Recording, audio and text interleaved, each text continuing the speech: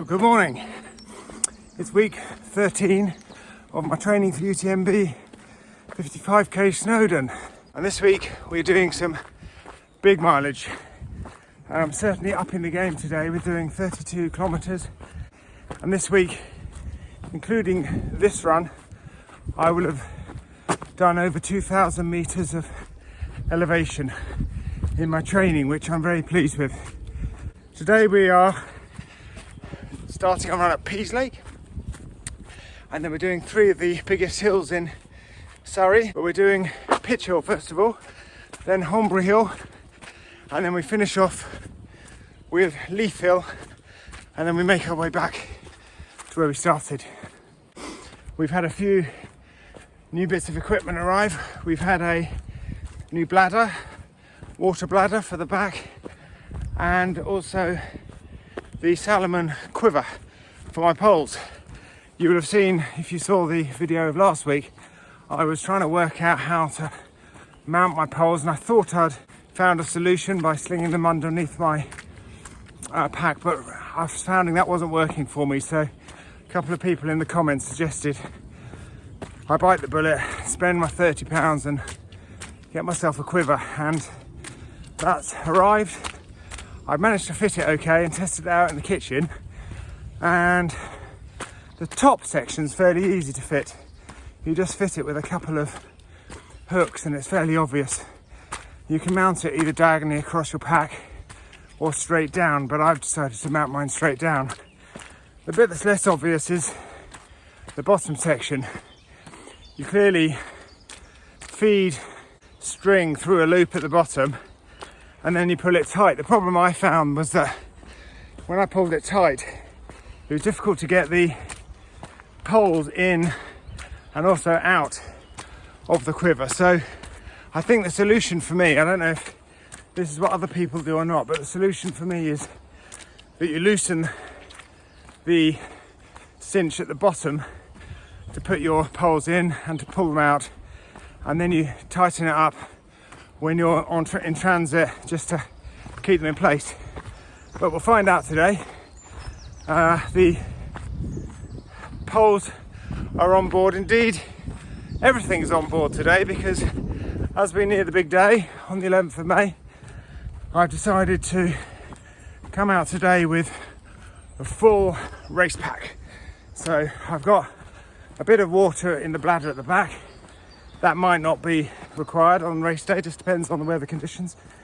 And water at the front, poles, and all of the mandatory kit in the back of the pack.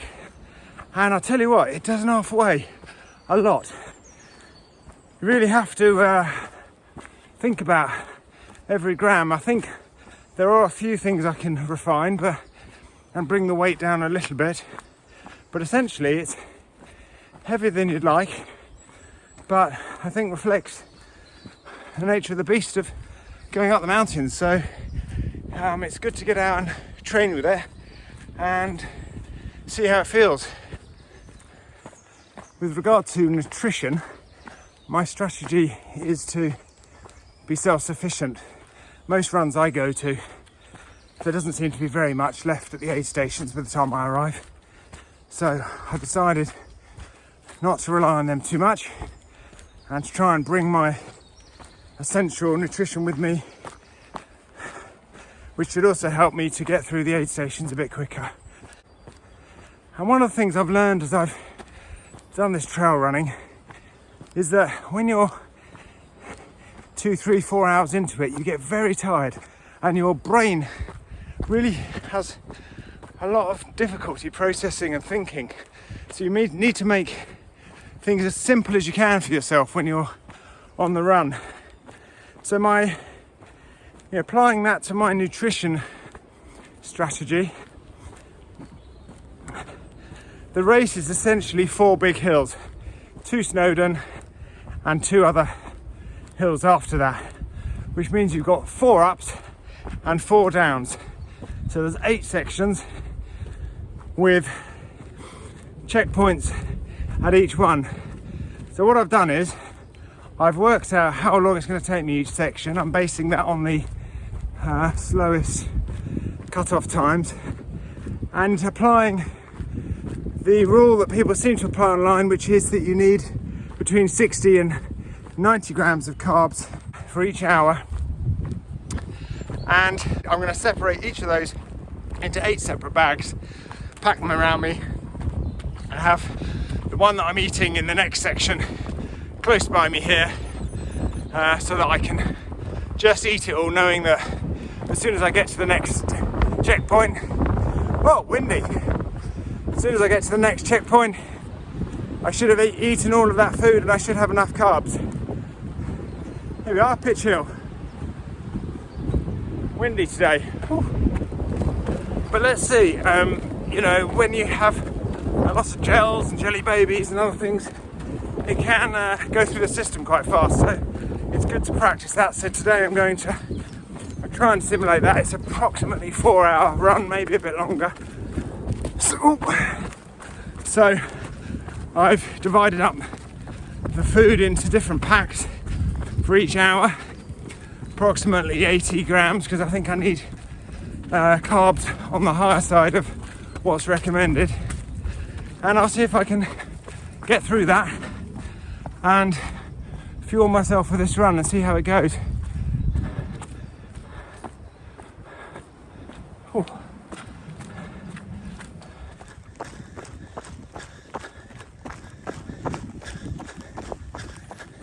Last year's Ultra Trail Snowdonia was ridiculously hot, and I am a little bit scarred by that. It really was so hot. I used up all of my water by the time I got to the first climb of Snowdon. I took a litre and it was all gone quite comfortably, and I had nothing left, and the cafe wasn't open, there was no water, no aid station up there, so I had nothing left for another hour and a half whilst I was running down. And I think at the end of that race, in addition to not being very fit and not eating enough, I think I also suffered quite a bit from not drinking enough. So one of the key things I need to look at this year is just be spot on with the weather forecast. And if we get another really hot day, although I don't really want to carry water in the bladder or take the bladder at all, if it's going to be hot, I'd rather have that extra weight, carry an extra half litre or litre or so, and be fully hydrated. The other thing I'll be more aware of this year is using the streams to fill up my water bottles. I'm taking some purification tablets. I'm also taking some cotton material just to filter out the nasty bits from the water. I haven't invested in a salmon filter for my water containers here. I just seemed expensive for what will be probably a limited use. But let's see. But yeah, today's lesson very early on in the run is think about every single gram, because you're going to know about it by the end of 55 kilometres, or at least I'm going to know about it by the end of 55 kilometres.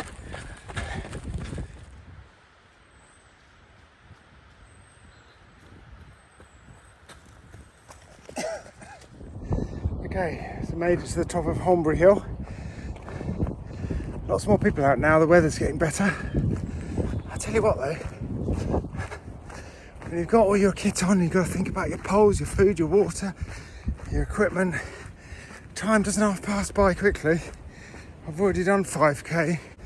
It certainly doesn't feel like it in my head. And that's the danger, I think, is that time flies pretty fast when you're on a ultra, particularly as you get tired. And before you know it, you've missed a whole hour and you've not drunk, you've not eaten anything. And that can cause you problems later down the road. So this is good practice, not necessarily going very fast today, but really dialing in some of that routine of eating and drinking and working out the best way to do it. All right, onwards. Right, that's 1 hour done. Time for my next pack of carbs for the next hour. Just gone through Holmbury. I think we're going up Leith Hill now. So if I'm right, we should see a big tower in a few minutes. Here we are, we've arrived at Leith Hill, ready for a bit of a refill of water bottles. And just to check out, see how easy it is to fill up the bladder at the back. I hope they've got a refill point here for water.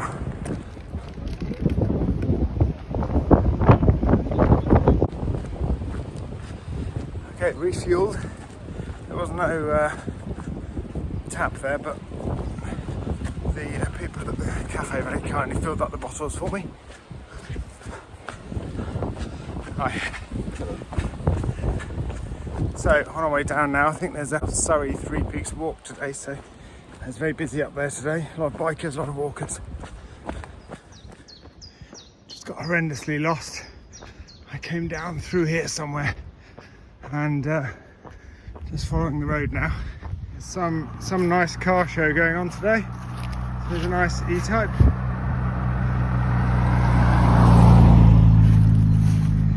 And looks like a Jag or something.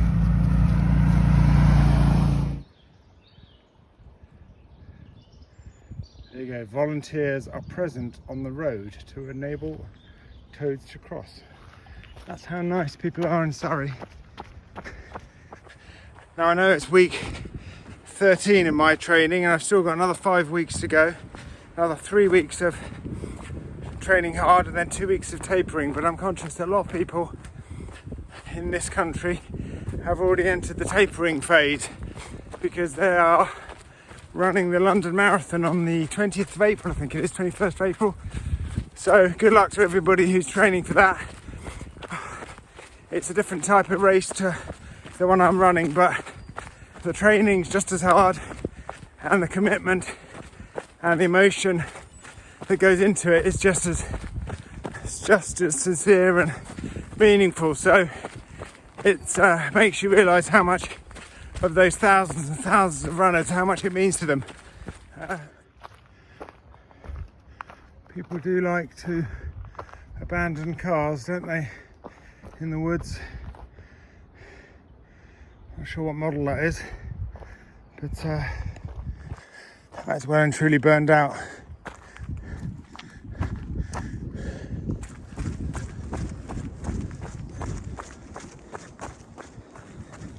The thing I'm most pleased about, and that I learned from my training block that I did last year for Beachy Head, was that the last 6 or 7 weeks can be a bit boring and you can lack motivation. So I've made a really big effort to try and spice up the last few weeks with interesting runs for me and twists and turns and events and moments that will just keep me interested for the journey, not necessarily, looking ahead to the race, but just for that day, enjoying myself. And that's really worked. And before you know it, the time passes and you're 13 weeks into your 18-week training program and suddenly you're looking forward to that tapering.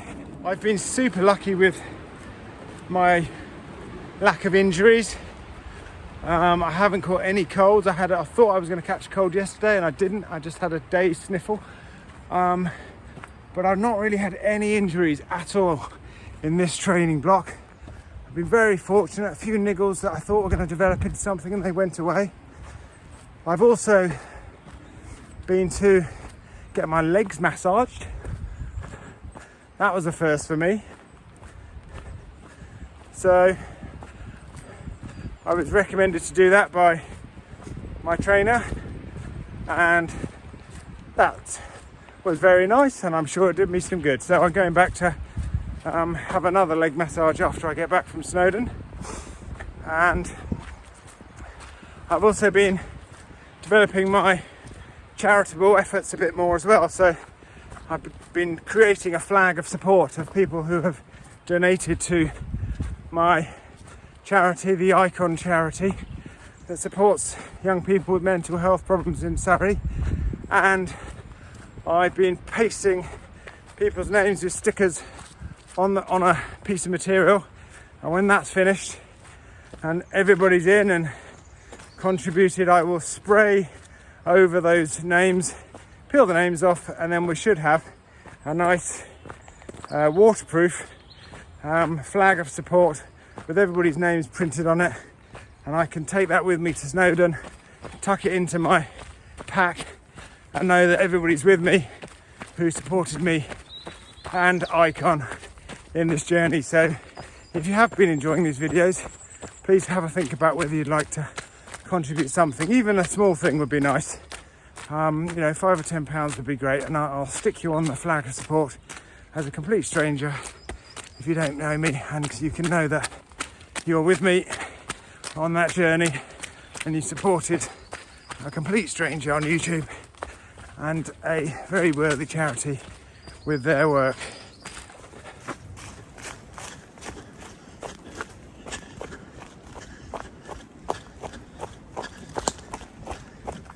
Right, well, I'm just coming to the end of my run. Seems at least that the nutrition test has worked okay. I've managed to get 90 grams an hour down and no obvious adverse consequences yet, so that's good. The equipment seems to be working well, the poles are performing well. So all in, this has been a good long run, and I'm happy with that. Okay, I'm going to wrap it up there. Next time you see me, I'm going to be in Barcelona, so that is going to be good. I'm looking forward to that. So for week 13 of my Ultra Trail Snowdonia training, we'll call it a day there, and we'll see you next week.